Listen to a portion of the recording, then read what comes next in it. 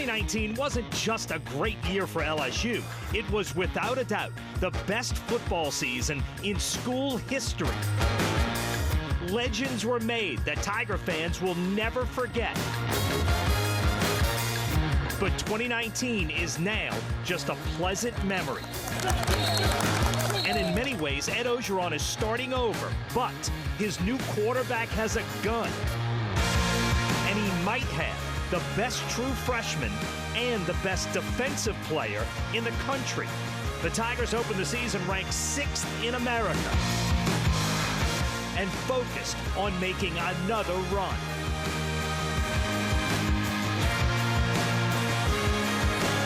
There's it up on top of Manning. Let the good times roll. LSU. From Channel 4, this is an Eye on the Tigers preseason special, sponsored by Dornax. LSU begins its quest to defend its national championship Saturday afternoon in Death Valley. I'm Doug Mouton. Welcome to our Eye on the Tigers preseason special. Getting here through the COVID crisis has been a Herculean task, but for the next 30 minutes, we're going to take a break from all of that and just talk LSU football. And you will need to have a roster handy. The Tigers have a boatload of new starters, beginning at quarterback.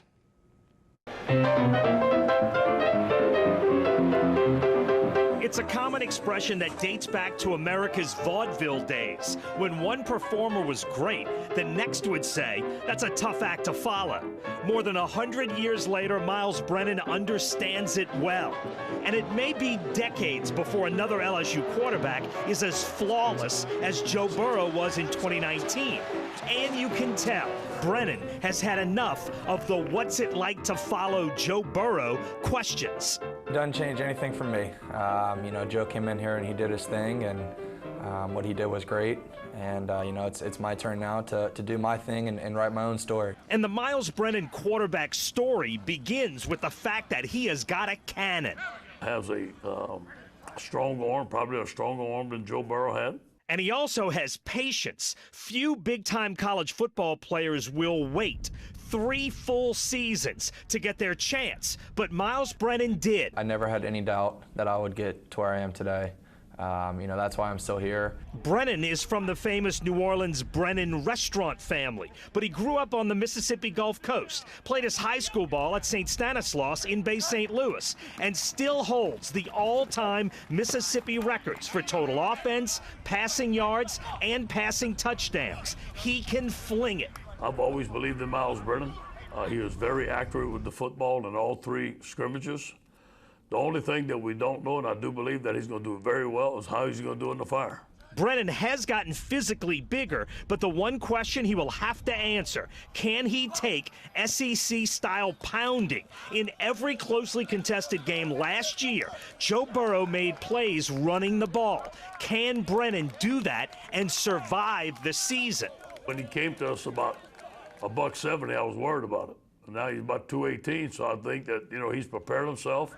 He's got strong in the weight room. I think he's going to handle it well. He's going to be different than Joe. Joe went to run you over.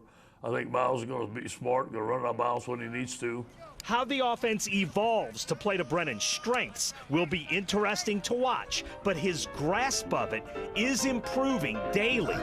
It's funny, Coach Insminger called me Saturday night, and we were talking about, things that we saw on film and things that I liked and what I didn't like, and I had some input on some new routes, and today we put those routes in. So, I think, this is the start, and, I'm excited to see where this offense can go. Brennan replacing Burrow is obviously just one piece of a massive retooling. Here's a quick look at who's not back. You have to start with the Heisman Trophy winner, Joe Burrow, now playing for a far less talented team in Cincinnati. Clyde Edwards-Helaire, in many ways, the heart of last year's team, also gone. 3 starting weapons are gone. Tight end Thaddeus Moss, first-round pick Justin Jefferson, and Rummel's Jamar Chase. Now, Chase, of course, was America's best college wideout last year as a sophomore, but he, of course, has opted out of this season preseason to get ready for the NFL draft. 4 offensive linemen, that's left tackle Sadiq Charles, left guard Adrian McGee, center Lloyd Cushenberry, and right guard Damian Lewis, all gone. That is 9 offensive starters who have to be replaced on what was one of the best offenses in the history of college football. 2 guys are back. That's wideout Terrace Marshall and right tackle Austin Deculus. It's a major rebuild on offense. On defense, not quite as many losses. Rashard Lawrence was a leader. He's gone. Tyler Shelvin opted out. Calevon Chason was a first-round pick. So was Patrick Queen. Jacob Phillips is gone, plus 2 great defensive backs, Rummels Christian Fulton and New Orleans native Grant Delpit. It was 9 offensive starters. It is 7 on defense that need to be replaced, but you do get 4 very good pieces back. Destrehan's Glenn Logan, New Orleans native Damone Clark, and 2 guys Ed Ogeron called 2 of the best players in America, cornerback Derek Stingley and safety Jacoby Stevens. That's 16 starters who all need to be replaced, but incoming talent is not a problem, beginning with that guy, true freshman tight end Arik Gilbert. Andrew Doak reports. LSU tight end Arik Gilbert is the next big thing in Baton Rouge. A teammate called him a freak of nature, while the Tigers' #1 wide receiver this year, Terrace Marshall, even called him eye candy.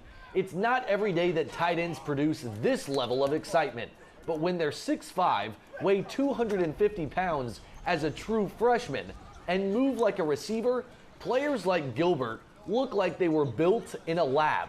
He's going to be a special player. He has the ability to be the best tight end to ever play college football. When Gilbert arrived on campus last spring, he was the top tight end recruit in the country.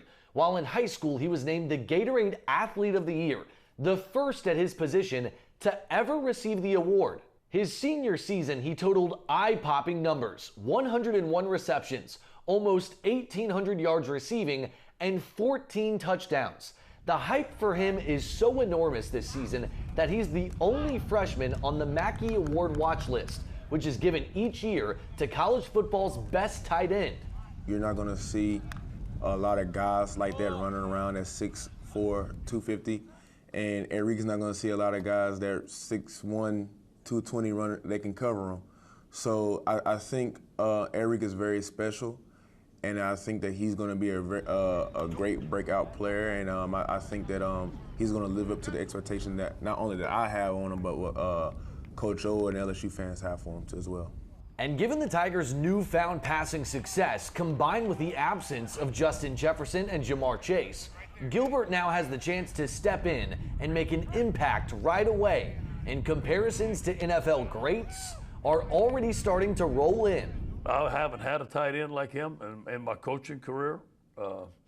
Some people compare him to Calvin Johnson. I'm not comparing him to Calvin Johnson. I don't want to put too much on him, but he's that type of football player and has that type of body and can do those type of things. Now, obviously, will he pan out to be like that or not? Nobody knows. But he is similar in stature and similar in skill set to Calvin Johnson. And sure, maybe we should wait to see him catch some passes first. But if he's even close to the player that Megatron was, watch out, SEC football. Andrew Doak, Eyewitness Sports. Still ahead, Mike Detillier helps us break down the new Tiger team, plus 3 potential breakout players in purple and gold this season. And we'll hear from the returning leaders on our Eye on the Tigers preseason special.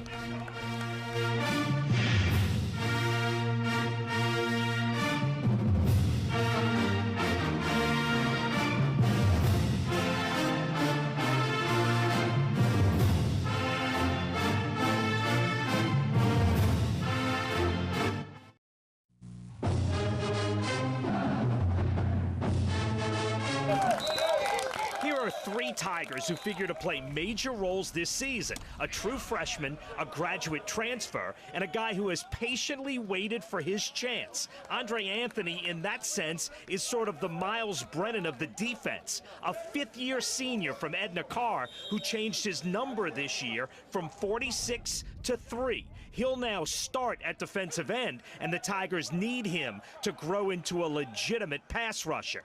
Number 19 is starting linebacker Jabril Cox. Cox won 3 national championships with the North Dakota State Bison, and now he makes the leap into the SEC. He's a 2-time FCS All-American, and coaches have raved about him at practice. And LSU's next great wide receiver could be number 1. That's New Iberia's Keyshawn Butte. He'll start as a true freshman. Well, I really like Keyshawn. I think he's a home run hitter. I think he's going to be an excellent receiver. The day that Jamar Chase left, he looked like we didn't skip a stride out there. He was outstanding. And but you know what? He's a freshman, and he's going to have to come along, but he's going to be putting some big shoes. He's probably going to start for us. So I expect him to do a very good job throughout the season and get better throughout the season. Yeah, and that is certainly the hope for all the new starters. Now, there are a few veterans returning. Andrew Doak profiles the leaders. Although it was in doubt if anyone would wear the number 7 this fall for LSU after Rummel's Jamar Chase, who was originally awarded the number, opted out of this season, the Tigers announced last week that senior safety Jacoby Stevens would carry on the tradition and wear the heralded jersey. And it's a number that has had special meaning to Stevens for years. That's one of the reasons why I wore number 7 in high school, and when I played AE basketball, I wore number 7. Just not only what the meaning is, but just Patrick Peterson, the things that he did here, and the way that I looked up to him growing up in high school, and I mean, I really can even say middle school. I mean, that's what really 7 for me. That's what how deeply rooted I am into that number. And this year again, there will be 2 number 18s, both worn by LSU's Mike linebacker Damone Clark and running back Chris Curry. Many thought that someone like Curry would be on a different team by now. At one point, he was 4th string, but now he'll get the first shot of any back against Mississippi State. And here was his reaction to receiving the number. Oh man, I almost cried. It was very emotional. Like, I almost cried because I had no idea that was coming. Just knowing the history of 18 and what it means to the team and what it means to the state. I have that riding on my back, and I'm proud to have 18, and I would do anything for the team. And Doug, Orgeron also said that in many ways you earn those numbers with your play on the field. And I think that's representative of this Tigers team this year. What I mean by that is that people are doubting this program, even though they won a national title last year, and they seem ready to prove they still have talent left in Baton Rouge. Yeah, agreed. Thanks, Andrew. All right, now hang with us for a minute, Andrew. We want to get a prediction from you, but now it's time to bring in our LSU analyst, Mike Detillier, and we'll start with Mike on offense. The thing that maybe this LSU offense did best last year was it used everyone at their strength. Given Miles Brennan, what is his strength? What do you do differently to maximize what he does best? I think what he does best is throw the deep ball. Joe was great in the short, intermediate areas of the field. But Miles has got a stronger arm. And talking to Coach Ensminger, he's told me this: we are going to test every secondary 5 to 6 times a game. Our job is to connect. Miles, I think, is good in the short game. He's great in the long game. I think when you have a young quarterback, especially early on, you're going to run the football, and that plays to the strength of your team. Chris Curry, John Emery, again, Tyron Davis-Price. They, I think, are going to run the football more early in the season than you saw last year with Joe, because you trusted Joe could make the throw. I think they'll try to protect Miles a little bit more with the running game, but this offense isn't going to change much. They're going to pitch it and catch it, and they want to spread the field out, and they got the unicorn. While you lost Jamar Chase, you got a unicorn player at tight end in Eric Gilbert. I've never seen anything like him at LSU as a tight end. He's 6'5.5", 255 pounds, runs a sub-4.5 40-yard dash. And here's the thing, he's been double covered from middle school to high school. He ain't never gonna see double coverage at LSU. And if you double cover him, that opens it up for Racy McMath, Terrace Marshall, and another freshman in Keyshawn Butte. Is Booty the breakout Look, Gilbert is Gilbert. We get that. But of the 3 wide receivers, Marshall's going to be at one spot. Booty is immediately a starter. Is he the guy that's going to hit the scene in a big way this year? I think it's going to be Racing McMath. His size, he's the fastest. If you put Jamar Chase, Terrace Marshall, and Racy on the track, McMath's the fastest of the 3, and he's the biggest of the 3. Physical guy, great runner after the catch. I think he's the breakout guy. More ahead with Mike Detillier, including can this LSU team get back to the college football playoff? And we'll hear from new Mississippi State coach Mike Leach. That's ahead on our Eye on the Tigers preseason special.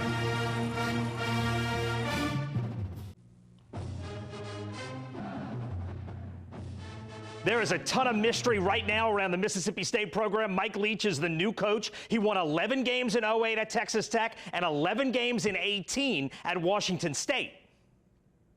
What offense the Bulldogs run and who plays is a mystery. And with COVID restrictions, the school controls all the video and who sees what. And Mike Leach is showing little and saying less. We're raw in some areas, technique-wise. We're enthusiastic. So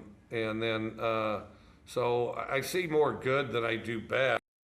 Raw but enthusiastic and drinking a giant Coke. By saying nothing, Mike Leach is trying to use the element of surprise at least as much as possible. More with Mike Detillier now, starting with what stands out to him about the LSU defense. I think the interesting part with all this is going to be the linebacking core. It was something Dave Aranda spent a lot of time on because when he came here, they had more specialists than they had linebackers. Now you look at it, okay, you lost most of those linebackers to the NFL. But Damone Clark, to me, is this year's version of Patrick Queen. Jabril Cox, who is a 2-time All-American, who will be a first-round pick in the 2021 draft. And I think the more underrated guy is Micah Baskerville. Those 3 guys can stay healthy.